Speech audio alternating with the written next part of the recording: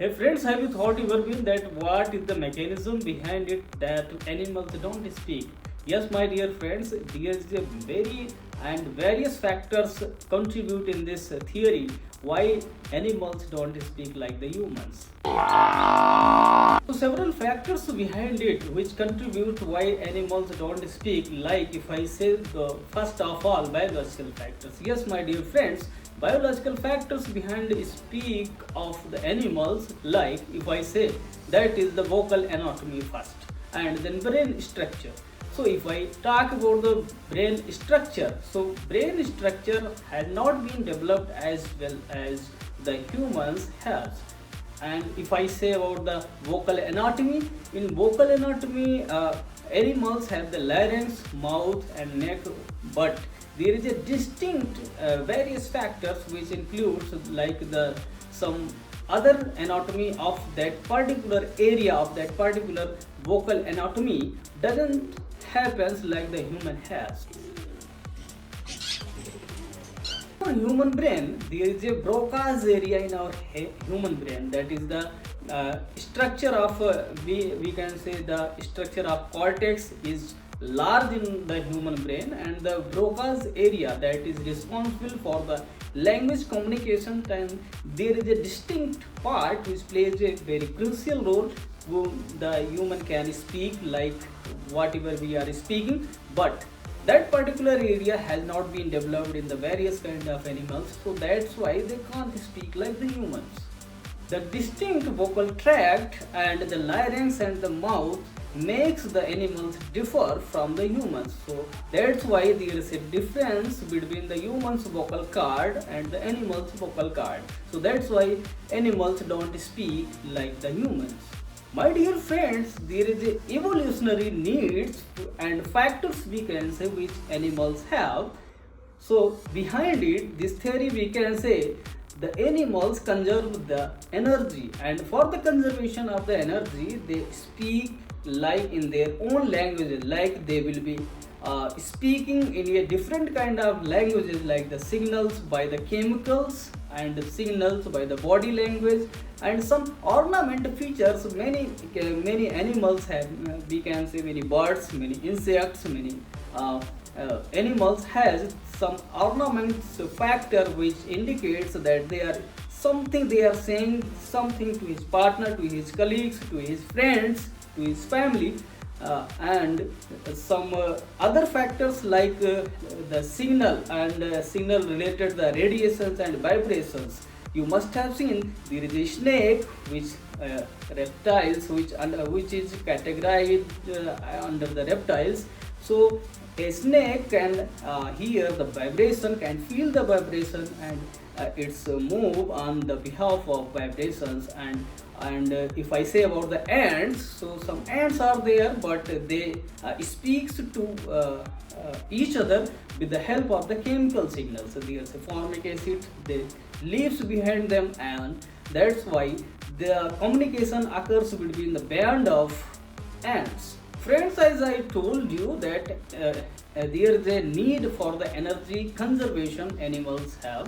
So for the conservation of energy animals needs, because they conserve the energy not for speaking, still they are conserving the energy for finding the food. Mean to say, if I say about an example, there is a lion who doesn't speak so much, who doesn't roar so much, it means the energy is being conserved by that particular lion for hunting and for, we can say, for catching the food like the some small animals. So there is a style, we can say, or we can say skill of the animals, they conserve the energy to find the food only. Some other factors which differs from the humans to animals, mean to say the cognitive factors. Yes, my dear friends, the cognitive factors only humans have. On other hand, the animals doesn't.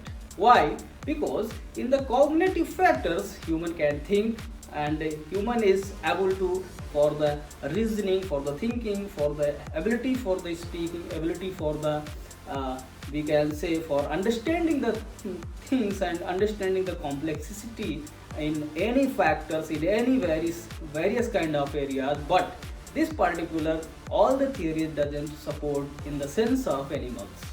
If I say that another factor, that is the learning and skills, mean to say the learning and skill abilities only humans have, but in the sense of in the part of or in the side of animals, that particular learning and skills only can be given with the help of humans. Like if you are having a dog, that particular dog will be trained by you only, and there's not any kind of testament, any kind of example that a dog will train to another one. Although very much research studies are also available in the world, in which animals can be trained, animals can be cultured properly, animals can be taught properly for taking any particular problem solving factors, for finding the any helpful factors for our human society. So many institutes are there and many studies are supporting this factor that humans can be trained, animals can be trained and can be skilled with the help of humans.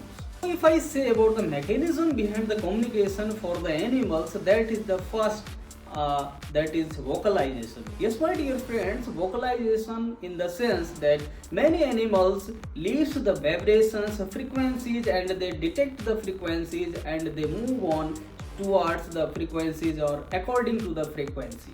And if I say in the vocalization, they produce this different kind of sounds. So different kind of sounds are produced by the different kind of animals to understand, to decode their languages.